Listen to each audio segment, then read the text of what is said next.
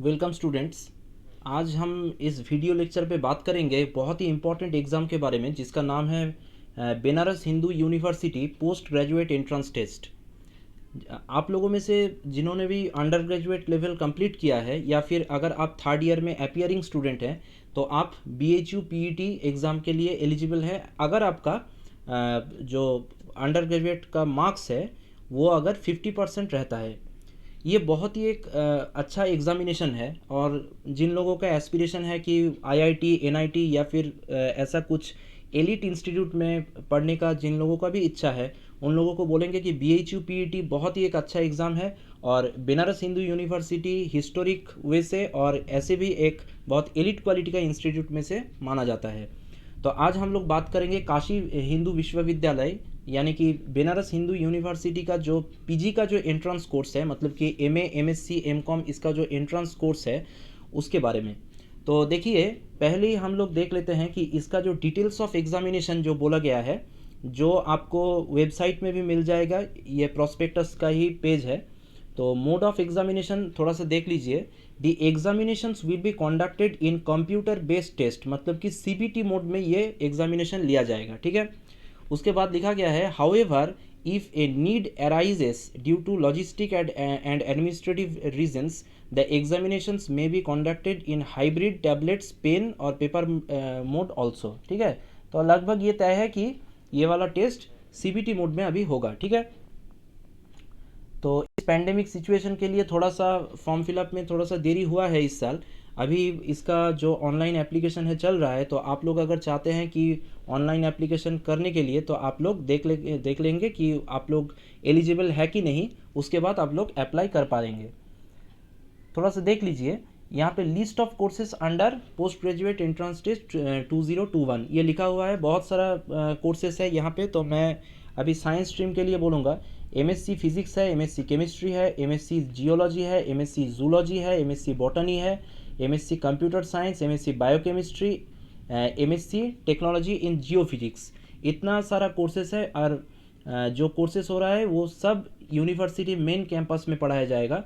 और उसका जो मैक्सिमम जो इनटेक है यहाँ पे लिखा हुआ है, आप लोग देख सकते हैं यहाँ पे मैक्सिमम इनटेक हर एक कोर्स का लिखा हुआ है और कोर्स का जो कोड है वो कोड भी यहाँ पे लिखा हुआ है। अब हम लोग जो कोर्स के बारे में स्पेशली बात करेंगे वो है MSc मैथमेटिक्स एंड कंप्यूटिंग। अगर आप मैथमेटिक्स ऑनर्स के स्टूडेंट हैं, अगर आप थर्ड ईयर में हैं या फिर आप मतलब कि एग्ज़ामिनेशन आपका अगर हो चुका है, अगर आप BHU का एग्ज़ाम देना चाहते हैं तो आपके लिए दो एग्ज़ामिनेशन PG कोर्स के लिए खुला हुआ है। एक है देखिए MSc in mathematics and computing, तो ये DST centre of interdisciplinary mathematical science यहाँ पे पढ़ाया जाता है। इसका इंटेक जो है 15 से 50 तक हो सकता है और इसका कोड है 711, ठीक है। तो आप लोग अगर मैथमेटिक्स ऑनर्स के स्टूडेंट हैं तो आप लोग ये एग्ज़ाम भी दे सकते हैं और उसके साथ साथ ये कॉमन एंट्रेंस टेस्ट होता है। उसके साथ साथ हम लोग MA and MSc in mathematics का कोर्स भी यहाँ पे अप्लाई कर सकते हैं।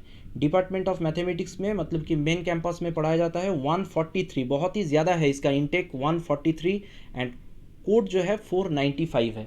और भी बहुत सारा देखिए सब्जेक्ट्स है, आप लोगों का जो भी आपका खुद का ऑनर्स लेवल का सब्जेक्ट्स है आप उस हिसाब से यहाँ से प्रोस्पेक्टस में देख लीजिएगा।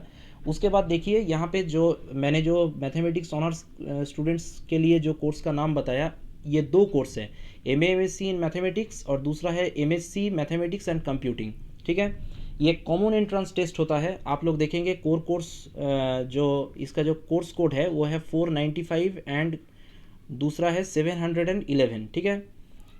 और एंट्रेंस टेस्ट कोड जो है 206 है, ठीक है।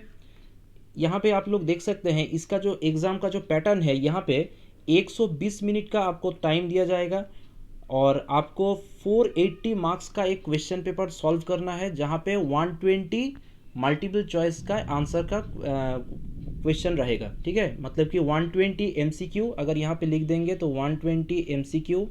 टोटल मार्क्स है 480, ठीक है। और टाइम आपको दिया जाएगा 120 मिनट्स, 2 घंटे के अंदर आपको ये कंप्लीट करना है, ठीक है। अब चले आते हैं जो कोर्सेज हैं। देखिए math MSc in mathematics and computing जो है वो 4 सेमेस्टर यानी कि 2 साल का एक कोर्स है। सीट जो है 15 से 50 तक हो सकता है, मैंने बता ही दिया था। और इसका जो कोर्स फी है वो 40,000 पर एनम, मतलब कि टोटल लगभग 2 साल में 80,000 रुपये के आसपास कोर्स फी हो सकता है। एलिजिबिलिटी देख लीजिए, BSc honours, BA honours, BSc और BA under 10+2+3 pattern securing a minimum of 50% in aggregate, ये आपको देखना पड़ेगा। अगर आप जनरल का स्टूडेंट्स हैं तो आप लोगों को 50% मार्क्स सिक्योर करना बहुत ही ज़रूरी है, considering all the 3 years of BA BSc courses, मतलब कि आपका जो भी सारा सब्जेक्ट्स है सबको मिला के 50% रहना चाहिए। The candidate must have studied mathematics honours और studied subjects mathematics in all the 3 years of graduate level. Graduate level में अगर आपका मैथमेटिक्स ऑनर्स है या फिर अगर 3 साल तक अगर आपका मेन पेपर में मैथमेटिक्स रहा है तो आप इस एग्ज़ाम के लिए एलिजिबल हैं। दूसरा आप देख सकते हैं जनरल कोर्स में जो एमएससी मैथमेटिक्स आता है, तो एमएससी मैथमेटिक्स के लिए आप लोग देख सकते हैं एमएससी मैथमेटिक्स के लिए भी उसी तरह का एक पैरामीटर बांध दिया गया है। बीएससी ऑनर्स में आपको 50% मार्क्स चाहिए, ठीक है। और 3 साल तक अगर आपका ये नहीं भी है तो 3 साल तक आपको मैथमेटिक्स मेन सब्जेक्ट के तौर पे पढ़ना पड़ेगा। इसके बाद यहाँ पे जो मैथमेटिक्स वाले स्टूडेंट्स हैं उनके लिए देखिए यहाँ पे जो क्लॉज 2 है ये थोड़ा सा देख लेना पड़ेगा। For admission to MSc course in geography, mathematics, statistics, home science, psychology for both the faculties there will be one common entrance test for each of the subjects and a single merit list will be prepared. मतलब कि जो आपका देख रहे हैं आप लोग MSc in mathematics और दूसरा है यहाँ पे मैंने जो बताया कि MSc in mathematics and computing, दोनों का एग्ज़ाम एक ही साथ होगा और दोनों का एक कंबाइंड मेरिट लिस्ट फॉर्म किया जाएगा, ठीक है। अब यहाँ पे रिलैक्सेशन थोड़ा सा देख लेते हैं, एससी एसटी वालों के लिए क्या रिलैक्सेशन दिया गया है। In the case of SC ST candidates, यहाँ पे देख सकते हैं, for all the above courses there will be no requirement for minimum percentage of marks. मतलब कि जो 50% वाला जो मार्क्स का जो क्राइटेरिया है वो एससी एसटी वालों के लिए एप्लीकेबल नहीं है। In the aggregate in the qualifying examinations except that they must have passed the qualifying examination and appeared in the concern entrance test. उन लोगों के लिए सिर्फ एग्जामिनेशन पास करना ही सफिशिएंट है। Further, for OBC and PWD candidates, there will be a relaxation of 5% marks.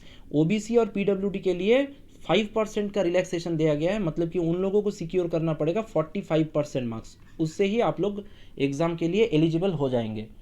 उसके बाद देखिए notes related to minimum eligibility requirement, जो भी कट ऑफ आएगा उसके लिए एक वहाँ पे मतलब कि एक रूल बताया गया है। Candidate shall admitted in a course according to merit drawn on the basis of aggregate marks secured in the entrance test conducted by NTA provided he और शी फुलफिल्स, ठीक है।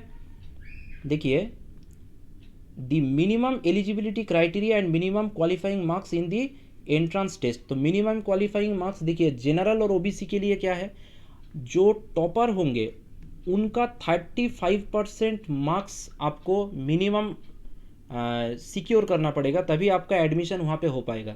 अगर वहाँ पे कट ऑफ थोड़ा सा गिर भी गया, उसके बाद आपका अगर ये जो टोटल जो आपका टॉपर से अगर 35% मार्क्स के अगर नीचे मार्क्स रह गया तो वो मतलब कि मेरिट लिस्ट में वो नहीं आएंगे। तो ये मिनिमम एलिजिबिलिटी रिक्वायरमेंट ये दिया गया है।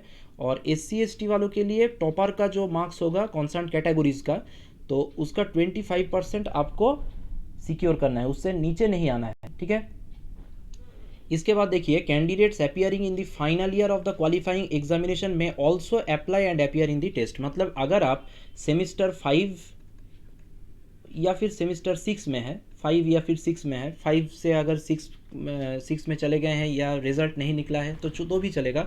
मतलब कि सिंपली अगर बोले तो अगर आप पार्ट 3 में पढ़ रहे हैं तो आप एलिजिबल है, ठीक है। लेकिन प्रोवाइडेड आप जब वहाँ पे एडमिशन लेंगे तो उस साल के जो एडमिशन होगा उसका 31 दिसंबर तक आपको मार्कशीट वहाँ पे सबमिट करना है, ठीक है। और आपको 50% मिनिमम मार्क्स वाला जो रिक्वायरमेंट है वो भी आपको फुलफ़िल करना है। मतलब कि अगर आप अपीयरिंग है, 3rd ईयर अपीयरिंग है तो आप लोग अप्लाई कर सकते हैं, लेकिन आपका जब रिज़ल्ट निकलेगा तो आपको वो जो मिनिमम एलिजिबिलिटी वाला जो क्राइटेरिया है वो आपको सेटिस्फाई करना पड़ेगा।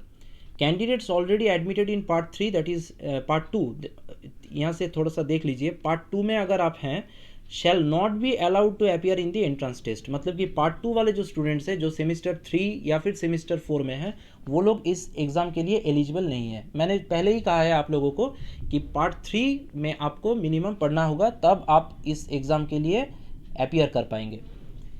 मीडियम ऑफ एग्जामिनेशन थोड़ा सा देख लीजिए, यहाँ पे मैं 4th पॉइंट डिस्कस कर रहा हूँ। Question paper of all MSc और एमएससी टेक्नोलॉजी और MTech entrance tests will be in English only. सिर्फ इंग्लिश में क्वेश्चन सेट किया जाएगा, ठीक है। यहाँ पे नेगेटिव मार्किंग कैसा है थोड़ा सा देख लेते हैं। मार्किंग स्कीम थोड़ा सा देख लीजिए। Each question would carry 4 marks. 120 questions रहेगा, हर एक क्वेश्चन के लिए 4 मार्क्स अलॉट किया जाएगा for correct answer, and there is negative marking. For each wrong answer 1 mark will be deducted. एक करेक्ट आंसर के लिए आपको 4 मार्क्स मिलेगा, और अगर आप एक गलत आंसर कर देते हैं तो 1 मार्क्स आपका डिडक्ट हो जाएगा। अनआंसर्ड और unattempted questions will give no marks. मतलब कि अगर आप कोई क्वेश्चन छोड़ देते हैं तो उसके लिए कोई नेगेटिव मार्किंग आपका नहीं होगा। To answer a question the candidate needs to choose one option as most appropriate, ठीक है। और तीसरा देखिए, however after the process of challenges of answer key, in case there are multiple correct options और change in key, only those candidates who have attempted it correctly as per the revised answer key will be awarded marks. तो ये सब case तो बहुत ही rare में आता है। In case of a question is dropped due to technical error, full marks shall be given to the candidates. अब last में हम लोग देख लेंगे कि हमारा जो वेस्ट बंगाल है, वेस्ट बंगाल में कौन कौन सा एग्जामिनेशन सेंटर्स है। देखिए बर्डवान में एक है, दुर्गापुर में मिलेगा, हुगली, कोलकाता, शिलीगुड़ी, बैंकुरा। इन सब सिटीज़ में आप लोगों को वेस्ट बंगाल में आपको टेस्ट सेंटर मिल जाएगा। तो आज के लिए इतना ही। अगर आपको ये वीडियो अच्छा लगा हो और बीएचयू का अगर कोई इन्फॉर्मेशन एक्स्ट्रा आपको चाहिए तो आप